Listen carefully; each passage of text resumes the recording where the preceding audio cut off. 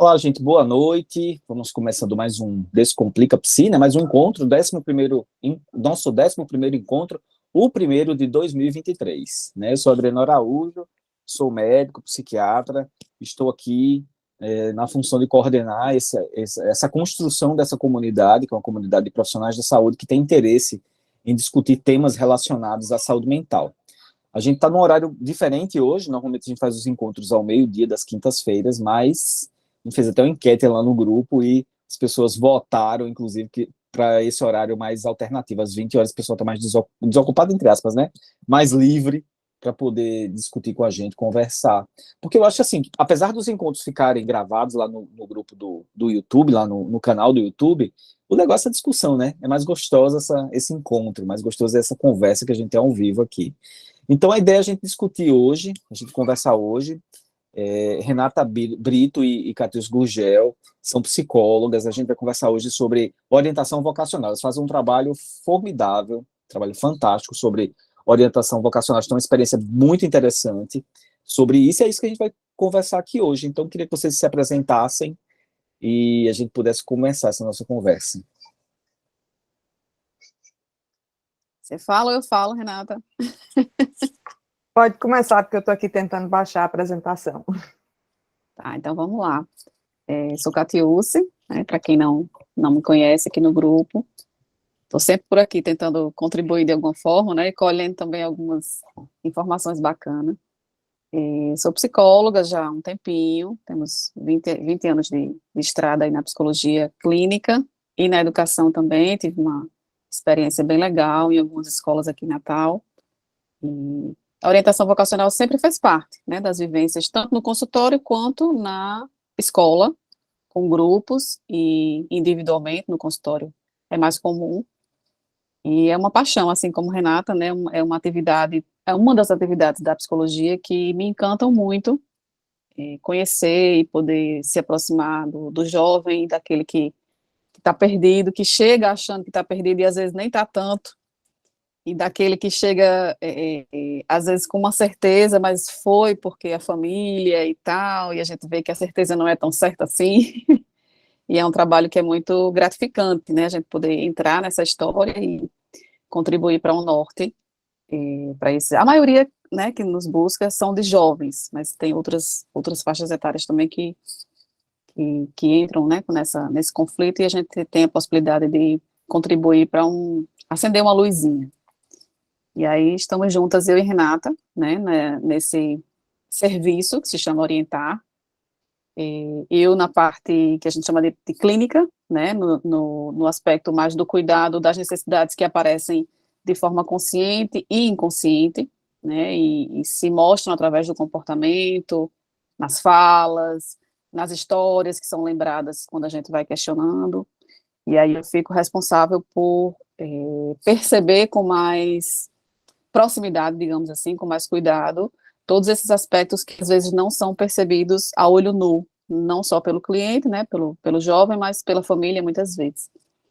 E Renata vai falar melhor que eu, mas ela fica mais identificada com a parte da testagem, que é uma atividade com a qual ela, né, tem uma paixão aí, os olhos brilham, e aí a gente faz uma casadinha nesse trabalho, ambas trabalham juntas, né, a Orientar funciona com a presença das duas psicólogas ao mesmo tempo, e com atividades intercaladas, a gente vai falar mais um pouquinho mais na frente, e aí a gente faz essa casadinha dos dois perfis, né, das duas funções, para que ao final a gente tenha um relatório, uma descrição sobre o que a gente apurou desse cliente, desse jovem que nos procura, para devolver para ele, né, no final a gente diz, ó, toma que isso aqui é seu, isso aqui é você, e aí a gente faz uma série de sugestões e reflexões com eles, né? Vou deixar a Renata falar aí um pouquinho dela, para a gente entrar na temática mais específica.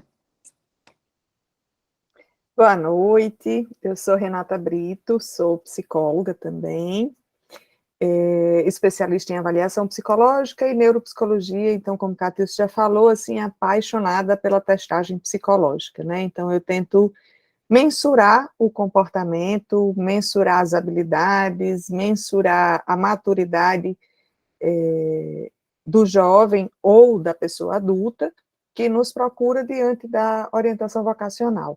né? Então, a gente vai alinhando aí as nossas percepções, né? Não deixo de olhar também, de fazer a leitura clínica, né, de todo mundo que chega, a gente, sempre que o jovem sai, a gente troca as nossas experiências. Então, a gente vai falar hoje um pouquinho do que a gente tem encontrado na clínica aí nesses 2 anos de orientar já, e de orientar especificamente, mas de bagagem aí, tanto Catiúcia já falou da dela, a minha já vem também de uma experiência bem importante de ter criado o projeto de orientação vocacional para o Sistema Colégio Militar do Brasil. Então, a orientação vocacional já vem aí nas minhas entranhas de muito tempo. Sou muito apaixonada por essa área, e a orientar em 2 anos que a gente está encaminhando, e tem sido bom, temos tido bons resultados com ele. É isso. Vamos lá? Deixa eu só complementar um dado, Renata, para as pessoas que estão aqui, né, acompanhando e têm curiosidade de saber o que eu utilizo qual abordagem eu utilizo para esse acompanhamento clínico, né?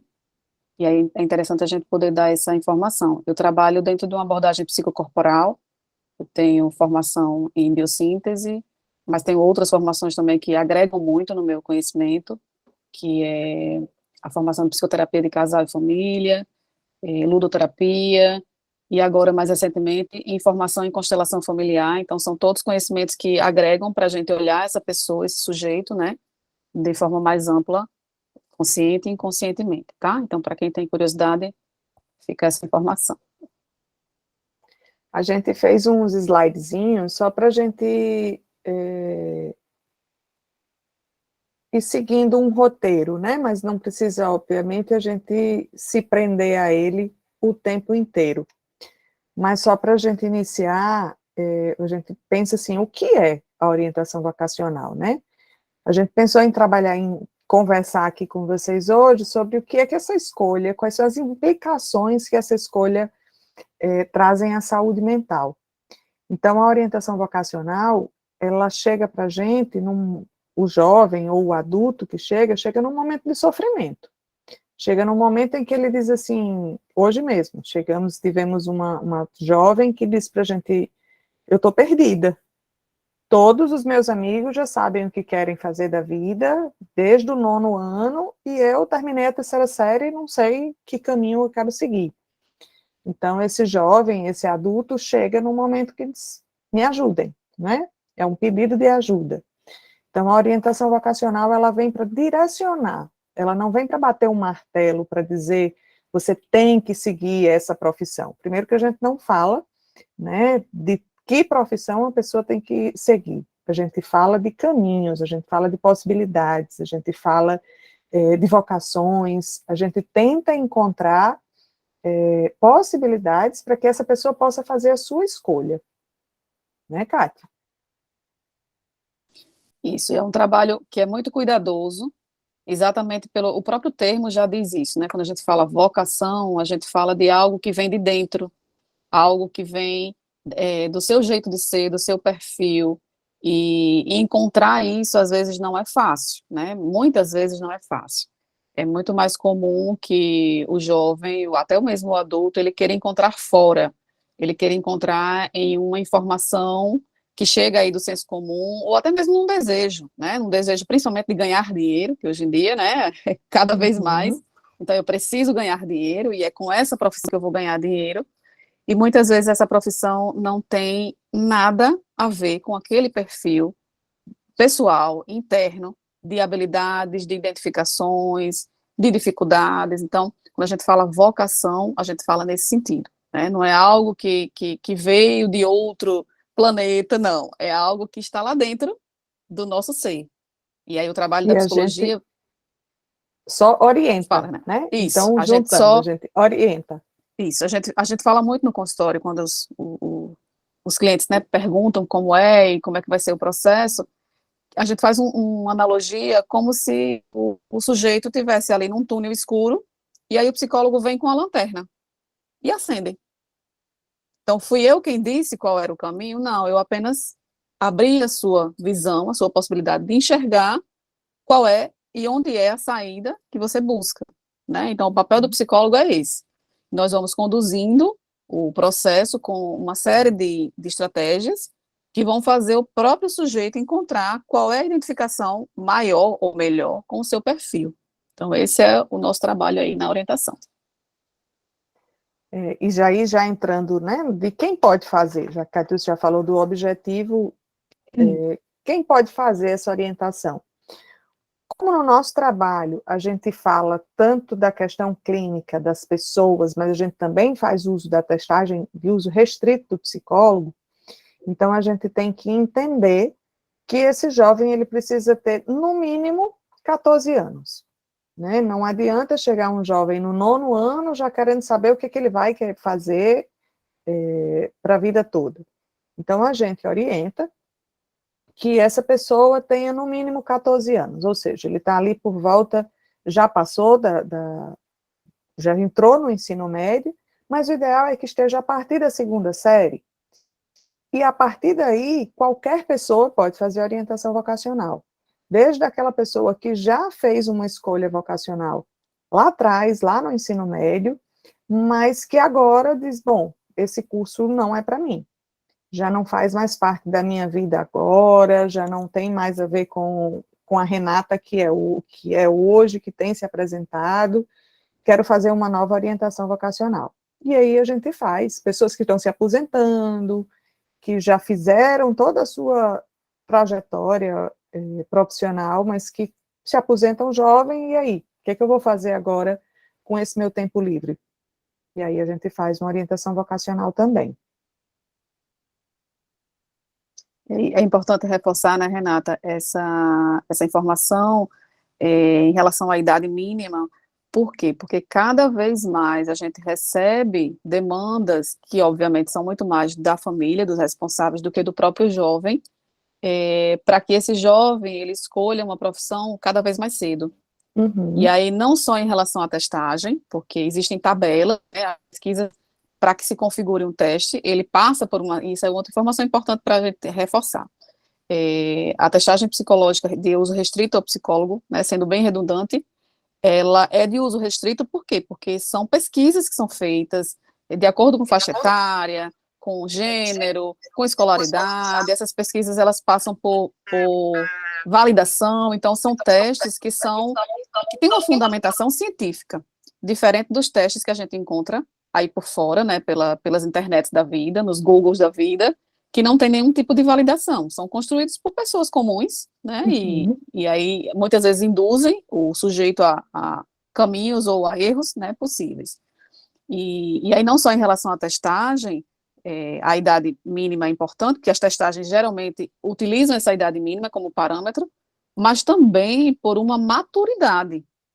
Então, quanto mais jovem o sujeito, mais imaturo ele é, para saber do próprio perfil, identificar o próprio perfil e também para conhecer a realidade do mundo das profissões. Então, muitas vezes você pergunta, você sabe o que é um médico, por exemplo? Todo mundo sabe o que é um médico. Mas quando você pergunta, então, mas e quais áreas o médico pode trabalhar? Aí vem um passo para trás, né? Porque você sabe o que é um médico. Mas você sabe quais áreas o médico pode atuar? Não, não sei. Então, de fato, você não sabe o que é ser um médico. Você sabe o que você vai estudar na faculdade de medicina? Não, não sei.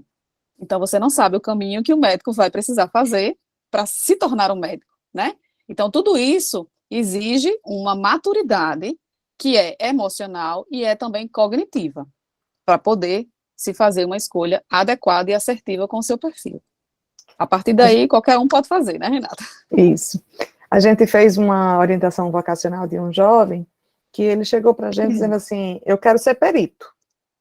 E a gente fazia assim, mas para você ser perito, você pode fazer diversas faculdades. E aí, qual caminho que você quer trilhar? Então, ele já sabia o que ele queria fazer lá na frente, a atividade fim. Mas o que ele precisava fazer para chegar nessa atividade fim, ele não conseguia descobrir ainda. Então, a orientação vocacional teve um papel nesse caso de dizer assim, vamos voltar. Vamos fazer o caminho inverso, vamos começar do começo. Como é que você vai chegar neste final? Como é que você vai chegar para ser perito? Quais são as habilidades que você precisa ter? Então, como Catiúce disse, o sujeito precisa estar maduro para entender esse percurso. Então, um jovem, 13 anos, 14 anos, ele ainda não está com uma maturidade suficiente para a gente fazer todo esse percurso de como ele vai fazer para chegar lá. É algo que ainda está muito distante para ele. Então, a gente Algumas precisa... vivências nem aconteceram, né? Para que ele possa ter um referencial de escolha mesmo, de saber que aquilo ali é mais adequado para ele ou não, aquilo ali é mais interessante do que aquilo outro. Então, existe um repertório de vivência também, que é importante para se fazer a orientação. E o salto na maturidade, né, que esse jovem dá, imagine, vamos falar não de idades, mas falar de vivência, um jovem que está no 9º ano para um jovem que está na 3ª série, onde ele vai precisar fazer a escolha, é um jovem completamente diferente. Então, se a gente, enquanto adulto, a gente já tem uma mudança em 3 anos, imagine um adolescente, né, alguém que está entrando na adolescência, 9º ano, 14 anos, para alguém que está na 3ª série com 17 anos. Então, é um salto de maturidade gigante. Então, a gente tem que ter esse cuidado também de quem é essa pessoa que está chegando para a gente e que vivências que ela teve durante a vida. E aí, corroborando e completando essa ideia, trazendo para a nossa atualidade, né? E também para o foco da nossa discussão, que é a saúde mental. Cada vez mais o nosso contexto educacional impõe para esses jovens algo que, no meu ponto de vista, e Renata acho que concorda comigo, é antecipado. Então, a gente tem aí um novo funcionamento do sistema de testagem, né, do ensino médio, que é o Enem, e aí o novo formato do Enem faz com que esse jovem, aspas, tenha que fazer uma escolha agora no 9º ano. O que antes era na 3ª série, ou seja, por volta dos 17, 18 anos, ele iria fazer uma escolha que ainda assim é cedo, né? Imagine a gente na adolescência, 17, 18 anos, como é que a gente funcionava nessa época? Então é muito cedo para se fazer uma escolha que, a princípio, é para durar a vida toda, ou boa parte da vida. E aí agora esse jovem, aos 14, 15 anos, escolheu uma área, porque o itinerário formativo da educação os obriga a isso, né? Então, cada vez mais a gente tem um risco à saúde mental. Porque se eu escolho algo e tá tudo bem, tá certo e tá afinado com o meu perfil, ótimo. Mas o risco maior é de que não esteja, porque eu ainda não tenho um repertório de vivências que me possibilite isso. Então, a possibilidade de um adoecimento, né, de um sofrimento, é muito maior. E tem sido cada vez maior. Né? É o nosso desafio atual com esses jovens. É isso. É não antecipar os passos, né? Isso. Quer continuar, Cátia, da família? E aí vamos entrando já nesse tópico, né, da importância da família, e que para nós da Orientar é imprescindível a participação da família. A gente enfatiza muito o quanto que esses responsáveis, sejam eles quem forem, né, às vezes é o pai e a mãe, mas às vezes tem uma avó, às vezes tem um tio, que é quem participa, às vezes é um padrasto, que tem uma proximidade muito maior do que o próprio pai, né, enfim, tem uma infinidade de novos formatos que a gente tem por aí pelas famílias, e que a gente, na Orientar, meio que exige essa participação. Por quê? Porque são pessoas que têm um olhar para aquele sujeito de fora, né? Então, se o sujeito se descreve de uma forma, aquelas pessoas que estão ali ao redor, elas podem contribuir com essa descrição, acrescentando informações que o próprio sujeito não percebe, ou trazendo para a gente informações que às vezes nem são possíveis de serem faladas na frente daquele jovem, né, porque são informações delicadas, tem a ver com a história de vida, e que faz com que ele tenha determinadas atitudes e que ele não percebe. E não só por isso, mas também, durante o processo, a gente sugere uma série de atividades, intervenções, e sugerimos que ele acrescente informações com esses familiares, ou esses amigos que estão por perto.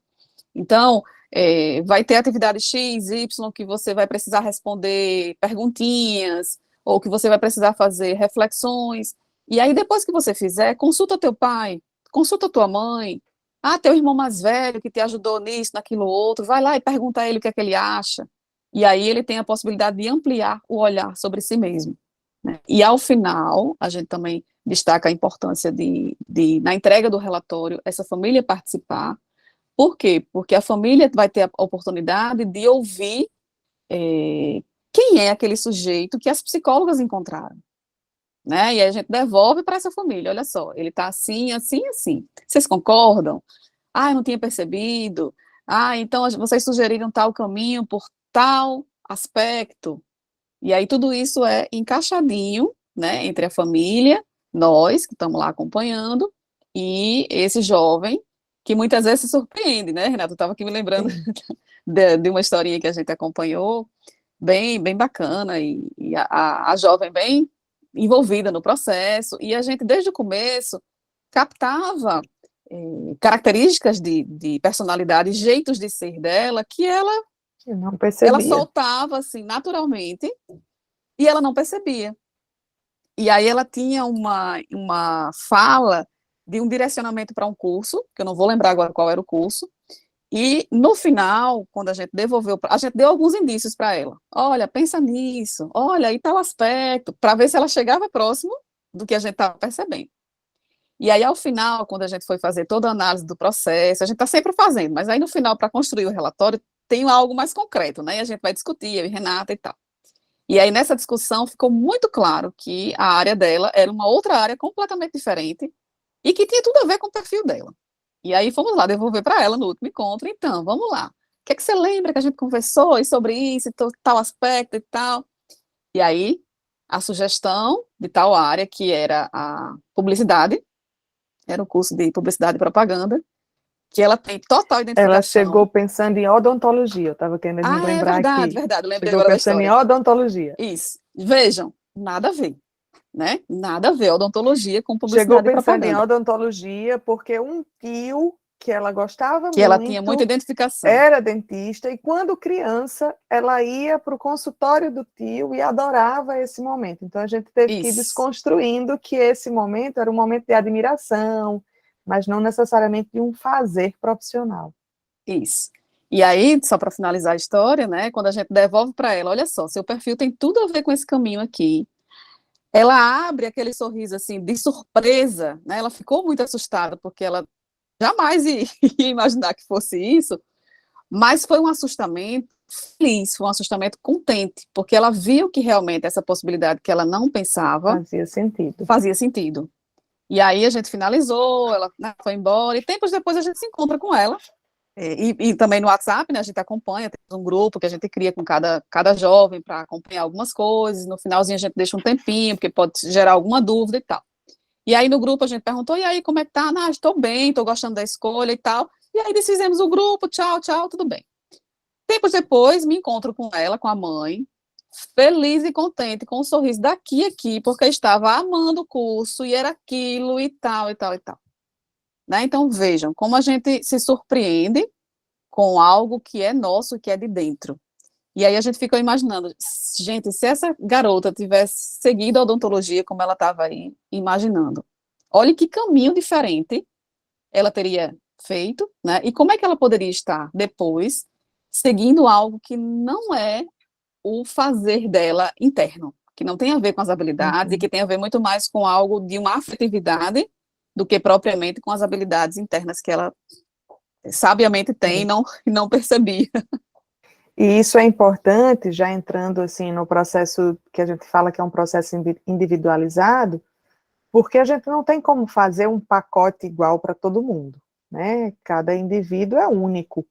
Então, se chega um jovem para a gente, que a gente percebe que está num momento de sofrimento emocional, que está com um processo, quantas vezes a gente não já parou o processo e encaminhou para o doutor Adriano, e a gente diz assim, vamos lá, vamos cuidar dessa outra parte, que a gente precisa cuidar primeiro de uma outra parte, depois a gente cuida da vocação, né?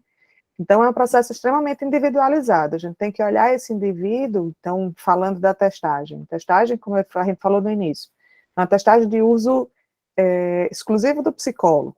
Não adianta chegar na internet, Google, teste vocacional, vai aparecer uma renca de teste aí. Mas esse teste jamais vai ser pensando no sujeito. Esse teste vai ser pensando na massa, né? Esse teste foi feito por algum profissional, e eu não estou questionando a competência dessa pessoa e muito menos a validade desse teste. Mas eu só estou dizendo que um teste por si só, ele não diz nada.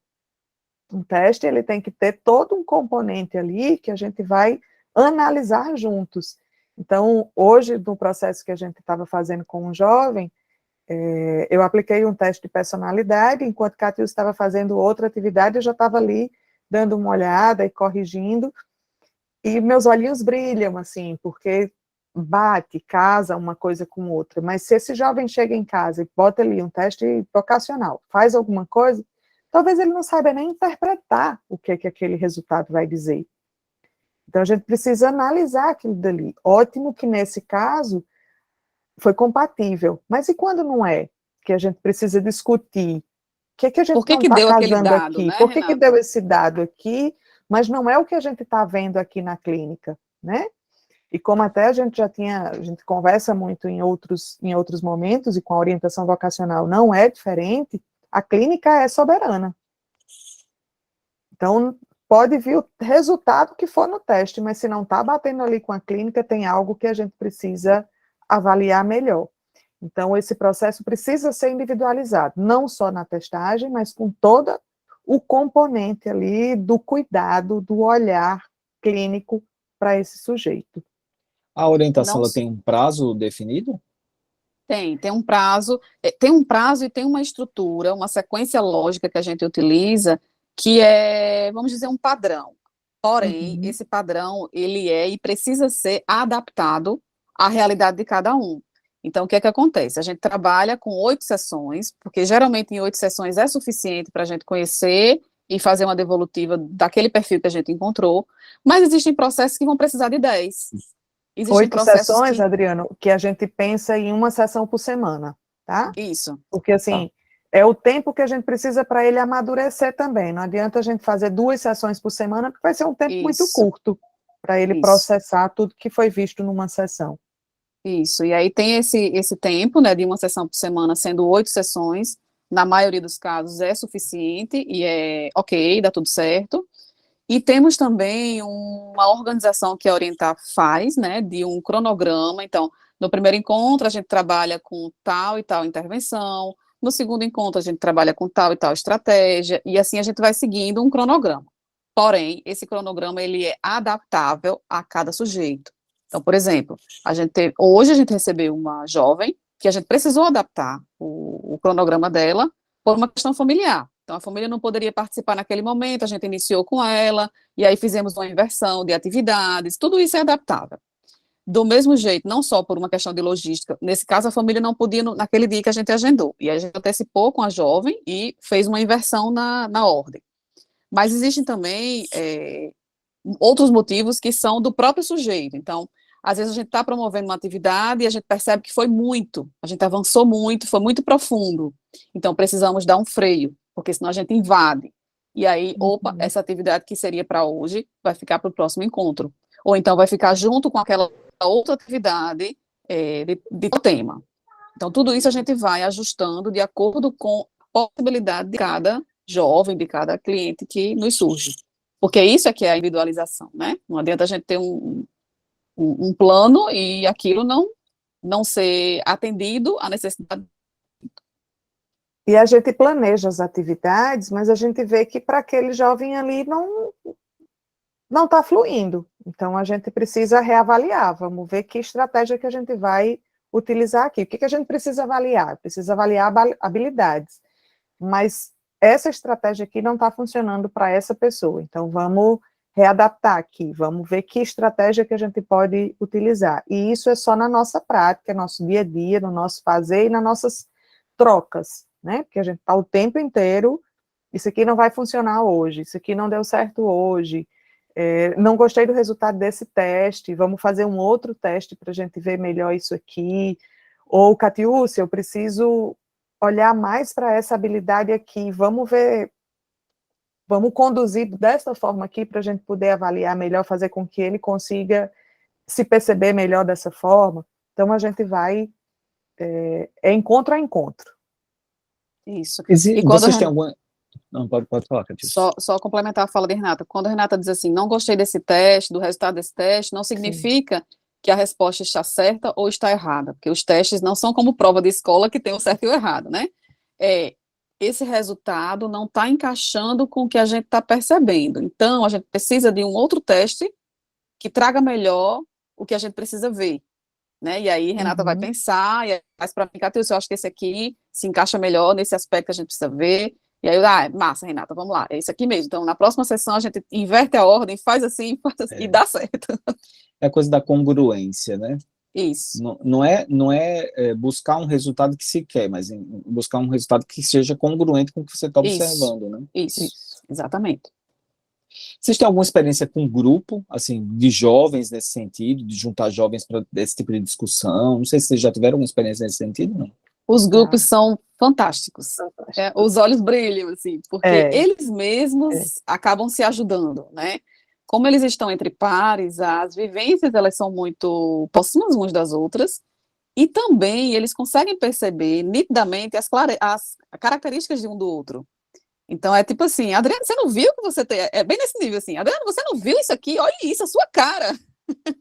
E aí isso vai ajudando a autopercepção, né? Que aí já entra um pouco no nosso cronograma, está um pouquinho mais na frente, mas a gente pode adiantar. Uma das partes do nosso trabalho é o momento inicial, que é de autoconhecimento. Então, nos primeiros encontros, que vão aí até o quarto, mais ou menos, a gente trabalha com intervenções que visam o autoconhecimento. Mas o que é? Além da testagem, a testagem ela está do começo ao fim, né, intercalado nas atividades, 2, 3 testes, dependendo de cada sujeito, um a mais, um a menos, depende de cada um. Mas a gente tem, até mais ou menos o quarto encontro, a testagem, vivências, atividades que vão para casa, desenhos. Então, tudo isso vai mostrando para ele e para a gente as características de personalidade, o jeito de ser, as habilidades, os desejos, e tudo isso fala de quem eu sou, né? Quem é esse sujeito? E aí a gente vai encaixando isso com os dados que o teste vai mostrando para a gente, e mais para frente a gente entra num outro patamar da orientação, que é já mais ou menos do 5º ao 7º encontro, que é quando eles são estimulados a conhecer a realidade. Então, que realidade é desse curso que você já imaginou que você seria um dia? Então, vamos lá. Onde é que tem esse curso? O que é que esse curso vai trazer para o profissional? Que matérias o profissional vai estudar na faculdade? Quais as áreas que ele vai trabalhar quando ele se formar? Então, esse é um segundo momento, né, que aliado ao primeiro, faz com que a gente consiga fazer, a gente diz que é o casamento, do perfil com a profissão. E aí a gente devolve no relatório, né, todas essas informações para que ele concorde com aquilo, que geralmente é de concordância, porque a gente vai juntando as informações e vai devolvendo, né, durante o processo, e aí ao final é mais uma constatação, tá aqui, isso aqui é você. E a gente diz que é ele que faz a comunicação à família, porque ele mesmo já sabe, né? Porque a gente vai discutindo ao longo do processo, me veio isso aqui, você gosta tanto disso, vamos pesquisar esse curso aqui, será que tem alguma coisa a ver com você? E aí a gente vai fazendo ele ter essa curiosidade, né, por outras habilidades, pelas perspectivas dele. A gente aplica um teste na segunda sessão, em que a gente avalia a maturidade do sujeito. Então, a gente já consegue saber que ponto que a gente precisa direcionar para ele se conhecer melhor, né? É o autoconhecimento, é o conhecimento da realidade de mercado, é a independência. Quais são os pontos que a gente precisa ir direcionando para esse sujeito chegar no final com um resultado mais positivo, né? Então, a gente sabe que esse autoconhecimento, o conhecimento de si mesmo, vai fazer com que ele faça melhores escolhas, vai fazer com que ele faça escolhas mais assertivas, que ele faça com o fazer com prazer, né? Que ele vá se encontrando, que mesmo que a gente sabe que a faculdade não é a realidade do nosso dia a dia profissional, está bem distante, mas que nesse momento da faculdade, que ele não tenha tanto sofrimento, né? Que não venha pesado, que não venha com uma carga além, né, do que já é um curso superior. E aí a gente reforça a importância da escolha assertiva, como a Renata colocou. Por quê? Né? Porque se a gente não escolhe algo que tem a ver com o nosso perfil, e infelizmente isso tem sido cada vez mais difícil, as pessoas têm buscado cada vez mais direcionar os filhos, né, os jovens, para aquilo que se acha mais conveniente ou financeiramente mais rentável, Uhum. e os jovens também têm buscado cada vez mais isso, porque a gente está, infelizmente, com uma sociedade muito superficial. Apesar de falar de saúde mental o tempo inteiro, né, tem sido até jargões aí, clichês, né, enfim, nas redes sociais, vamos cuidar, e estamos no Janeiro Branco, né, vamos cuidar da saúde mental, mas as pessoas têm estado cada vez mais superficiais, pelo menos assim tem chegado para mim no consultório, né, independente da orientação vocacional. E aí, quanto mais distante a escolha profissional do seu perfil, maior a probabilidade de um adoecimento, como a gente colocou anteriormente. Então, na frente, é um aluno da faculdade que vai fazer um trabalho à força, que não vai cumprir com os prazos, é um profissional que vai atender e mal olha no olho daquele sujeito, né? É um outro que faz e demora a entregar o que você solicitou, né? Enfim, são profissionais que a gente chama de medíocres, né? Que estão ali fazendo por fazer. Mila certamente vai trazer esse tema, mas a gente tem visto, infelizmente, a Adriana pode falar disso melhor do que a gente, mas a gente tem visto o nível de suicídio aí muito grande nas faculdades diversas, né? Medicina tem chamado a atenção do número de estudantes de medicina cometendo suicídio. Então, é algo que adoece de verdade. E aí com certeza. A gente entra naquela reflexão de quando a gente faz com prazer, faz aquilo se sentindo bem, a gente faz usando as nossas habilidades muito genuínas, muito da nossa essência. Então, é um trabalho que, obviamente, é trabalhoso, sendo bem redundante, porque, enfim, todo trabalho dá trabalho, né, exige algo da gente, mas a gente sai numa energia boa. A gente não sai naquela energia de, ai, que saco, ai, amanhã eu tenho que voltar, ai, tal hora eu tenho que estar aqui, e suando a camisa de uma forma desnecessária. Né? E quando a gente faz o nosso labor de forma espontânea, usando nossas habilidades, os nossos desejos, a gente cansa porque ninguém é máquina, né? Ser humano não é máquina, é robozinho, a gente vai cansar, mas é um cansaço prazeroso, é um cansaço que não suga a minha energia, é um cansaço que no outro dia eu vou estar lá disposta e vou estar lá atuando como eu sei fazer, com aquilo que eu estou disponível a oferecer. Então, é mais fácil de se ter uma saúde quando essa escolha é feita dessa forma, né? Quando não, quanto mais distante, maior o risco de um adoecimento e de um profissional medíocre, né? Que faz aquilo ali porque tem que fazer, porque é o seu fazer diário. Quando tem significado, né? Essa escolha dá significado à escolha e faz sentido, né? Isso. Sentido e propósito. Eu queria perguntar se alguém tem alguma pergunta, o pessoal está muito calado, Fred não está aqui hoje, senão o Fred já tinha feito um bocado de perguntas. Fred gosta de perguntar. Alguém tem alguma pergunta, gente? Todo mundo aqui deve estar assistindo Fantástico. Não, hoje tem Fantástico, não, Jornal Nacional. Vocês acham que esses jovens que têm chegado, né, vocês falando dessa coisa do superficial, de modo geral, o jovem, ele tem, é o que eu percebo, uma dificuldade grande de refletir sobre si mesmo, e eles chegam muito imaturos nesse sentido, né, da autorreflexão e da autopercepção, né, nesse sentido. Esses jovens que buscam a orientação vocacional, do ponto de vista de proporção, são jovens virgens, eu digo, de processos psicoterápicos, na maioria, ou é meio a meio? Como é que tem sido? A gente tem recebido bastante que está em processo de psicoterapia, Adriano, surpreendentemente. Verdade. Né? A gente tem recebido, eu acho até delicado falar a respeito disso, mas não tem como a gente fugir. Infelizmente, a gente tem, por mais que esteja em processo de psicoterapia, a gente tem visto que muitos fazem um processo de psicoterapia superficial. E isso reflete muito na orientação vocacional. A gente já teve 2 casos, para ser bem preciso, que do volume que a gente atendeu não é muito, mas a gente não fala de números, né? A gente fala de pessoas.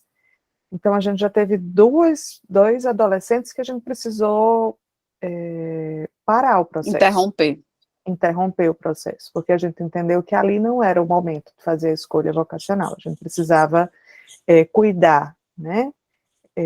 Um deles aceitou fazer psicoterapia, tá fazendo psicoterapia, a gente pediu a ele que ele retornasse para o processo quando ele tivesse, não a alta da psicoterapia, mas quando ele entendesse, junto com a psicóloga que estava acompanhando ele, que era o momento dele retornar para a orientação vocacional.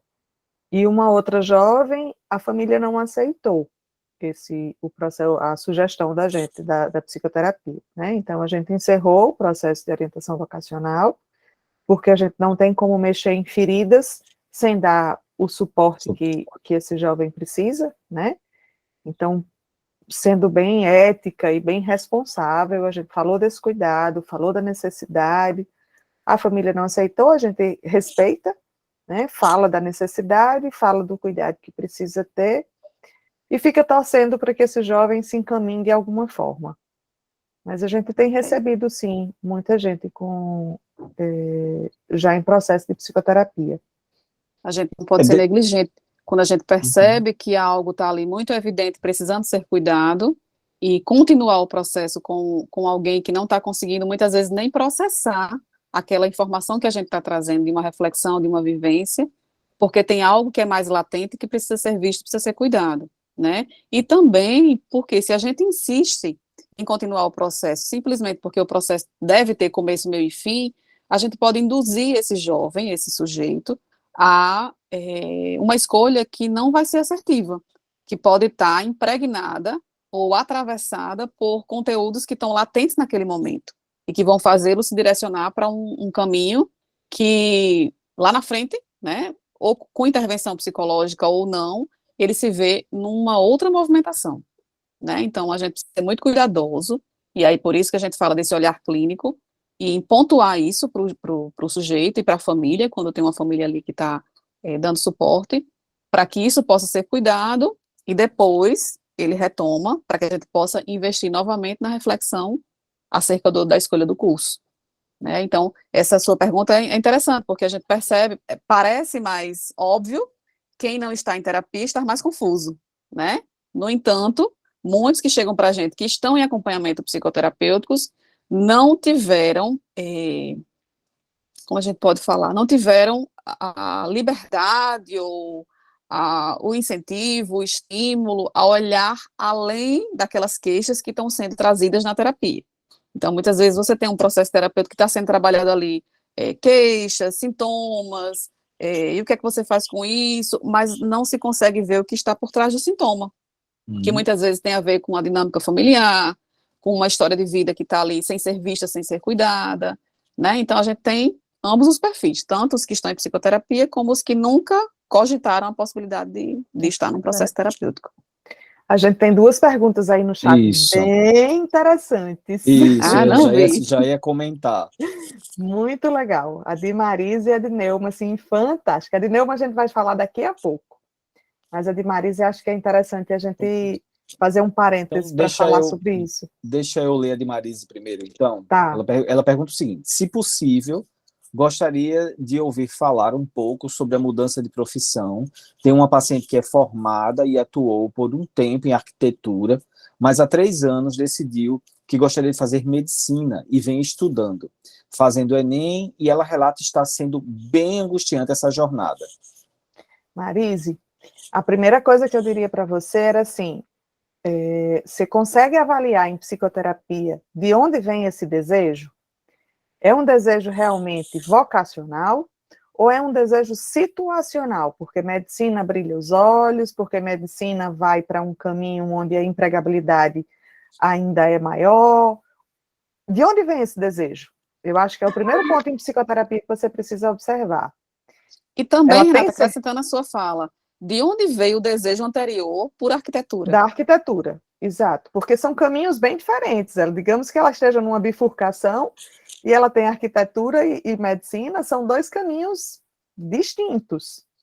Por que ela fez essa escolha por arquitetura e agora ela não tem problema nenhum ela querer, nesse momento, como eu disse lá atrás, ela hoje é uma outra pessoa, ela se vê de outra forma, mas que desejo é esse?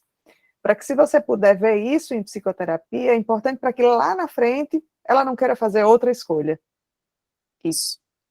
Para que essa escolha de agora, seja por medicina, ou seja por engenharia, ou seja por qualquer outra profissão, seja uma escolha realmente assertiva. Para ela não ficar indo e voltando, indo e voltando, indo e voltando, indo e voltando. Eu tive um paciente que não foi da orientação vocacional, mas eu tive um paciente que tinha 6 matrículas na UFRN. 6.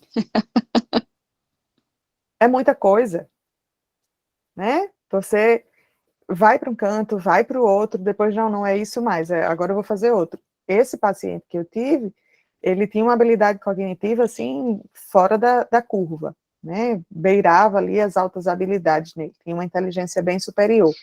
Então, ele tinha facilidade de passar no curso que ele quisesse. Mas e aí, para quê? Por quê? Quanto tempo que ele não está perdendo nessas escolhas? E quanto sofrimento não tem atrelado a isso também? Né? Já que a gente está falando aqui da saúde mental, quanto sofrimento que não tem atrelado a isso? Você mesmo está dizendo para a gente que ela tem relatado que tem sido um percurso bem sofrido, e eu imagino, de fato. Né? Imagino que ela já deve estar com seus 30 e poucos anos, no mínimo, né? Concluiu uma faculdade, já tem um tempo, já tem, não sei, uma estabilidade, enfim, tem uma história aí que ela já percorreu, e agora ela vai ter que retroceder. Né? De um certo ponto de vista, a gente retrocede para fazer uma nova escolha. Né? Renata, então, ela acrescentou aí no chat, acho que é um dado importante, que não é tão incomum quanto a gente pode imaginar. Ela fala que a cliente, não a é paciente, tão que, né, não ouvi. não é tão incomum quanto a gente possa imaginar. Ela traz o dado que a paciente sofreu alguns traumas quando foi atendida por alguns profissionais, e em função disso ela resolveu que ela iria ser essa profissional, mas de forma diferente. Então veja como ela ela está enviesada por algo que é da vivência pessoal dela, mas que não necessariamente fala de uma habilidade, de um desejo genuíno por desempenhar esse serviço. Né? Então a gente tem que ter muito cuidado. Ontem eu vi não sei se vocês chegaram a ver, uma matéria, não vou lembrar agora qual foi a fonte, mas uma matéria do Instagram, dessas revistas e tal, de uma mãe que resolveu cursar enfermagem, porque tem um filho com uma síndrome, e ela queria cuidar melhor desse filho. Então, ok, se ela desenvolve a enfermagem para cuidar melhor do filho, mas ela também se sente bem sendo enfermeira, ok. Né? Mas e se isso não é o fazer genuíno? Né? Quantos pacientes vão estar ali sendo cuidados por ela, estando enviesados por uma afetação que é de uma história de vida? Né? E aí eu vou trazer, falando disso, eu me lembrei aqui da nossa própria história, né? Então, eu lembro que quando eu fui fazer a minha orientação vocacional, eu tive a oportunidade, na escola que eu estudava, tinha uma psicóloga, e a gente, né, fez o processo, e aí eu coloquei 3 áreas diferentes. Então, vamos lá: psicologia, medicina, arquitetura. Psicologia e medicina, a gente ainda tem uma certa... São primos, digamos assim, mas arquitetura, jamais. Né? Então, eu lembro que ela me perguntou assim, mas, Catiúce, você já se imaginou? Na época, a arquitetura tinha uma outra forma de trabalho, né, mais manual, hoje em dia tem a tecnologia aí para ajudar. E aí ela me questionou assim, mas, Catiúce, você gostaria de trabalhar trabalhando com números todos os dias? Aí eu arregalei os olhos, né? Jamais, em tempo algum, eu odeio matemática, eu sou inimiga mortal da matemática. E aí ela virou para mim e falou, então, arquitetura você vai trabalhar, você vai calcular. E aí? Eu falei, não tinha pensado sobre isso. Então, veja como são dados mínimos, né? Mas que o jovem não se dá conta. E aí, vamos lá. Ela deixou a psicologia por último, né? Claro, era a cereja do bolo. E aí, medicina. O que você pensa em medicina? Por que você pensou nessa possibilidade? Obviamente que isso foi uma discussão depois de muitas outras intervenções, né? Não foi só isso, orientação vocacional. E aí, ela trabalhando nessa reflexão, ela me questionou sobre medicina. E aí eu falei, medicina é fantástico, é um curso lindo, uma profissão e tal, e todo aquele floreio, né? E aí ela falou, você sabia que na psicologia você poderia ser psicóloga no hospital? E é claro que eu não sabia, né? E eu falei, não sabia. Eu disse, então, você pode ser psicólogo no hospital. Mas por que mesmo medicina? E aí, qual foi a grande sacada? Nessa época, eu vivenciava uma situação de adoecimento na minha família, a qual eu estava lá como cuidadora. Ora, eu tinha 16 para 17 anos, mas eu estava nesse lugar de cuidar, de prestar atenção em todas as medicações, de saber a dosagem, e o médico entrava e o médico saía. Eu dava conta de tudo que acontecia naquelas internações, as quais eu estava ali participando. Então, para mim, era muito fácil me colocar nesse lugar de quem vai estar ali entrando e saindo naquele apartamento, naquele cuidado, sou eu. Quando, na verdade, não era o meu fazer. Era uma idealização, era algo de uma gratidão, era algo de um viés que estava ali acontecendo e me afetando muito, né, profundamente, que me fazia olhar para a medicina com esse olhar de tanto desejo, mas que, na verdade, não era o meu fazer principal, enquanto habilidade, enquanto característica. Mas sim, tem uma possibilidade de cuidado e de saúde na psicologia, com a qual eu tenho, sim, habilidades que são natas minhas, né, de desenvolvimento do meu sujeito, do meu ser, e que eu vou poder desempenhar, por exemplo, no hospital. No fim das contas, eu nunca trabalhei no hospital, porque no fim não era a minha área de maior identificação, mas a psicologia, sim, né, o cuidado, sim. Então, esses pormenores a gente só consegue olhar no individual, no cara a cara, né, na história de cada um.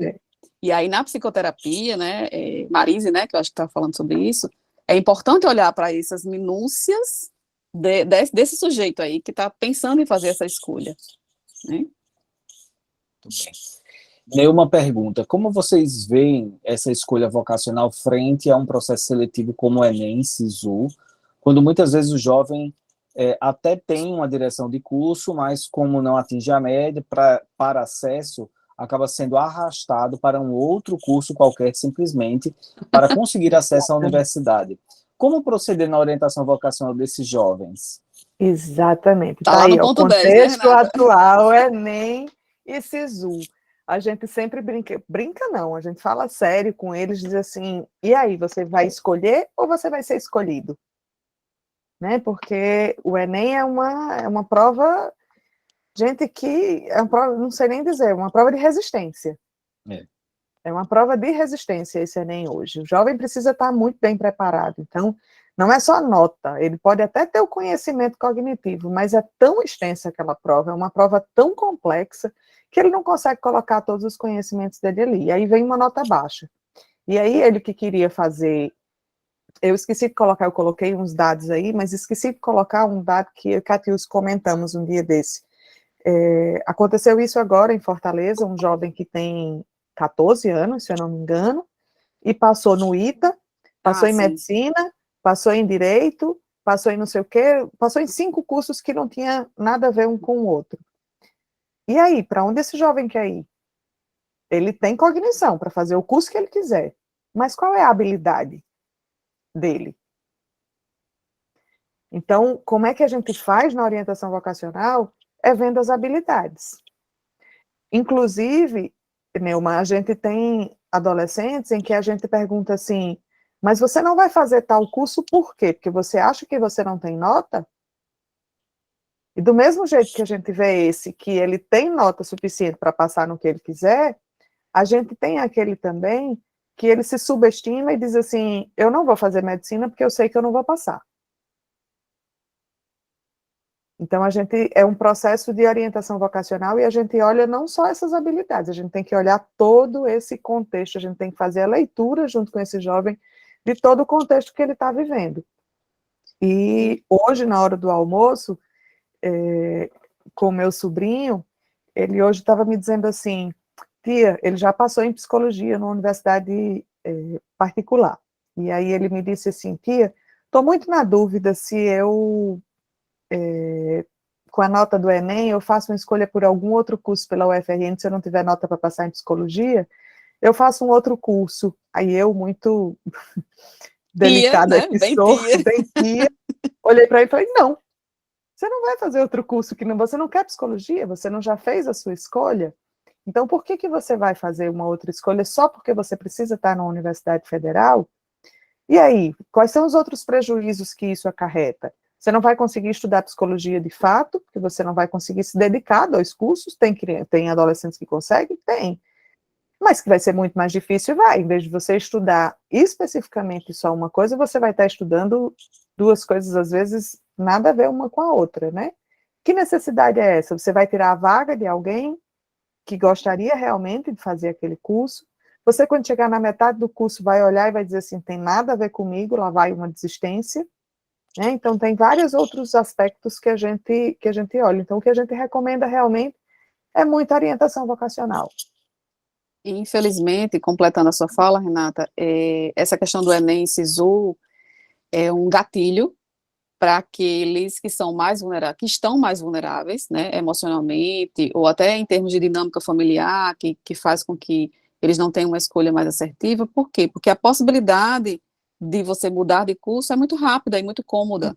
Então, como o sobrinho de Renata falou, eu tenho nota X, e aí se eu boto em psicologia, e no meio lá do processo da abertura do SISU, né, das vagas do SISU, eu percebo que eu fui cortado, eu vou lá, retiro e coloco para outro curso, que eu vou ser aprovado, né? E aí, voltando para o que a gente falou anteriormente da questão da superficialidade, eles são muito atraídos pelo fato de eu passei, e a ter que dar um retorno, especialmente familiar, tá aqui, meu filho passou, meu sobrinho passou, meu netinho querido passou no curso tal, do que propriamente com a informação de eu estou cursando aquilo que é o meu desejo e que eu percebo que vai eu fazer. Então, são gatilhos que aqueles que estão mais vulneráveis têm a tendência a serem pegos, né? Então, se eu sou um jovem que não estou ali com conhecimento de mim mesmo tão apropriado, ou que eu passo por alguma situação de sofrimento mais intenso na minha família, na minha realidade, é muito fácil, eu vou lá e mudo, e eu consigo essa aprovação, né? Porém, o que vem depois a gente não tem como medir. E aí Qual o vem custo, né? exatamente, o ônus depois é bem, é bem difícil de ser sustentado. Tem mais uma pergunta, que no caso vai ser a última, que né, já são 21 horas, de Ariane. Ela pergunta assim, vocês têm notado que alguns jovens entram na faculdade, terminam um curso e depois decidem que não era aquilo que eles queriam? Como proceder nesses casos? Tem bastante, inclusive tem uns dados aí, acho que a gente nem mostrou, né, Renata? Mas tem dados aí do MEC, da UFRN. Deixa eu passar o slide aqui que a gente mostra, ó. Em 10 anos, 40% dos que iniciaram o curso não concluíram. Gente, isso é um dado muito alto. Caramba, é um número muito alto. Muito alto. Quais são os motivos que levam esses estudantes a desistir do curso superior? Gastos financeiros, jornada de trabalho e estudos, falta de identificação, fatores situacionais, deficiência do ensino médio e pressão social ou familiar. Tudo isso aí, que a gente está conversando agora. Isso. A gente tem aí 3 possibilidades, três tópicos que a gente consegue juntar. Falta de identificação. Deixa eu passar o próximo slide, Kátia, que junta com o que você vai falar agora. Que é nesse daqui, que é nossa realidade. O ranking dos cursos com maior desistência e jubilamento da UFRN nos últimos 10 anos. Isso é um dado de 2020. Mas volta aí, Renata, que era outra informação que eu ia trazer. Volta aí, só para eu não esquecer.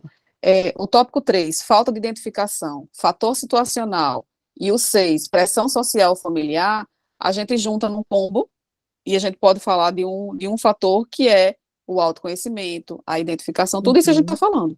Então, 3 dessas justificativas aí entram no que a gente está falando da saúde mental. Afora os outros motivos, que são, por exemplo, os gastos. A gente sabe que a gente tem uma sociedade empobrecida, que muitas vezes não tem o transporte para se deslocar para aquela faculdade. São dados mais amplos, né, que a gente tem aí que não pode negar. A gente tem 6 tópicos aí. Dos 6, a gente junta num só. Facilmente, né? E o outro slide que Renata estava mostrando aí das desistências, a gente tem um dado que é contextual aqui na nossa região, esse é uma informação mais da UFRN, né? E se a você gente fala olhar, de cursos. E se você olhar, são cursos que possivelmente a nota de ingresso são mais baixas. Isso. Então, são esses estudantes, provavelmente, eu não tenho como afirmar isso, mas que a gente leva a dedução, leva a crer, que eles tiveram nota não para passar num curso X, mas tiveram para passar em física.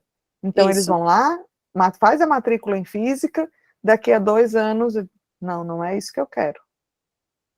tranca a matéria, tranca lá E aí o junta com curso. um dado de realidade, que são o dado de mercado, que na nossa região tem poucas possibilidades, né, ou mais restritas do que em outras regiões, para essas áreas todas aí. Então, junte aí num combo, né, e o índice de desistência é muito alto, muito alto.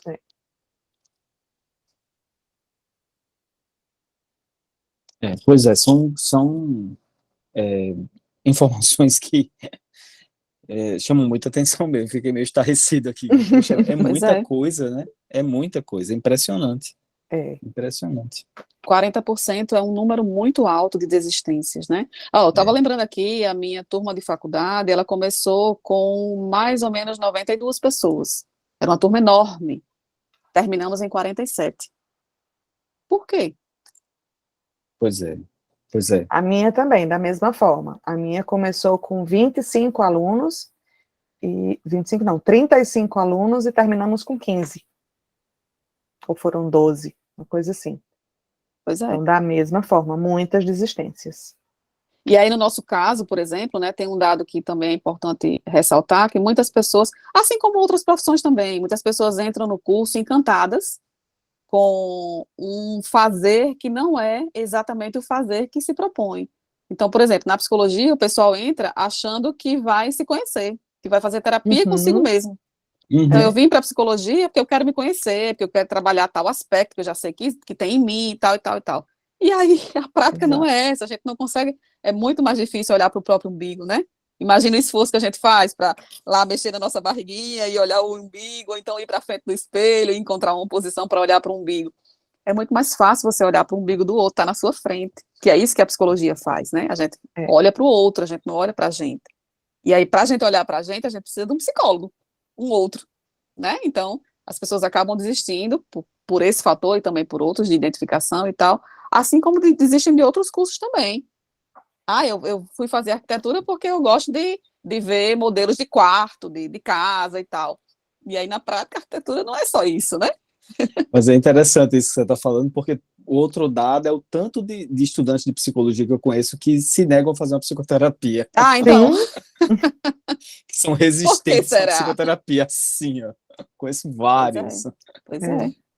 É incrível isso, é muito sintomático mesmo, né? Pois é. E aí, Meninas, são dados assim, importantes, né? Que a gente reflete. São mesmo. Queria agradecer muito, foi muito bom, foi um encontro muito bom. Acho que, assim, são informações muito preciosas, acho que, inclusive, e aí tem a ver com o que vocês colocam, né? De pessoas, esse dado, né? De pessoas que, mesmo em processos psicoterápicos, buscando essa orientação, acho que tem muito a ver com o aspecto de que os profissionais, eles têm pouca habilidade de lidar com isso, sabe? Eu acho que a psicoterapia em si, por mais bem feita que seja, muitas vezes o psicólogo ele não tem habilidade de lidar com essa temática em específico, e entende? às vezes não depende só do psicólogo também não, Adriano, às vezes depende do próprio cliente, às vezes o cliente não leva essa demanda, né? O cliente não leva essa demanda, a gente percebe na nossa clínica, no nosso fazer, porque a gente está falando sobre isso, mas ele muitas vezes leva para a psicoterapia dele outras questões que não necessariamente são da orientação. Só para corroborar com essa fala de Renato, nós tivemos uma jovem que trazia muito claramente para a gente a simbiose, a dependência que ela tem, acredito que ainda tem, porque foi recente, em relação à mãe.